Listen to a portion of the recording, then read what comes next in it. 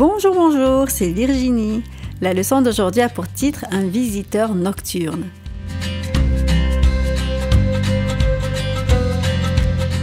Le verset à mémoriser se trouve dans 1 Jean 3, verset 1. « Voyez quel amour le Père nous a donné, puisque nous sommes appelés enfants de Dieu, et nous le sommes. » Quand une mère dit qu'elle va changer son bébé, qu'est-ce que cela signifie? Comment va-t-elle le changer? Va-t-elle le transformer en quelque chose? Tu sais ce que cela signifie. Mais que voulait dire Jésus quand il parlait de devoir naître de nouveau? Les criquets chantaient dans l'herbe, les oiseaux de nuit ululaient. Tranquillement, Nicodème se dirigea vers l'endroit où il savait qu'il pourrait rencontrer Jésus. Quand il l'eut trouvé, il lui dit « Maître, nous savons que tu viens de Dieu, tes miracles en témoignent. » Jésus sourit dans l'obscurité. Il savait que Nicodème désirait réellement croire en lui. Mais il faisait partie des pharisiens importants et était membre du conseil des Juifs.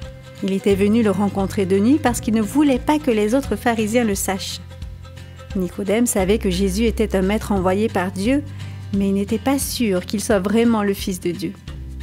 Jésus le regarda droit dans les yeux. « Nicodème, dit-il, les miracles ne sont pas la chose la plus importante. Si tu ne nais pas de nouveau, tu ne verras pas le royaume de Dieu. » Naître de nouveau? Qu'est-ce que cela signifie? Je ne peux pas retourner dans le sein de ma mère. Je suis un homme adulte, s'exclama Nicodème. Mon ami, tu as raison, répondit Jésus. Mais je ne te parle pas de naître physiquement. Il s'agit de naître spirituellement.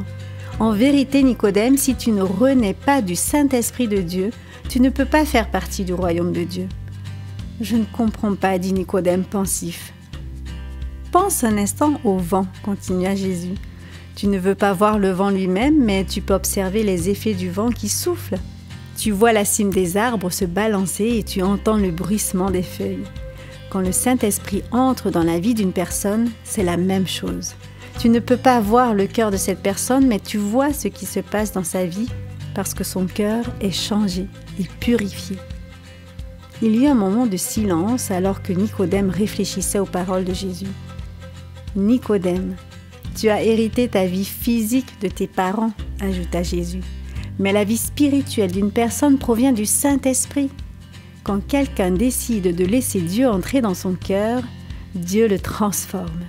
Il enlève le cœur mauvais, pécheur, et donne à cette personne un cœur nouveau. Voilà ce que veut dire naître de nouveau. Nicodème, j'ai une bonne nouvelle pour toi. Dieu aime tellement le monde qu'il a envoyé son Fils unique pour sauver le monde. Quand quelqu'un croit en lui, Dieu lui donne un cœur tout neuf. Et ce cœur nouveau signifie que tu es né de nouveau.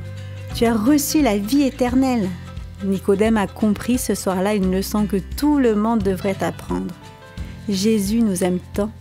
Il est prêt à prendre maintenant notre cœur mauvais et pécheur pour nous en donner un nouveau.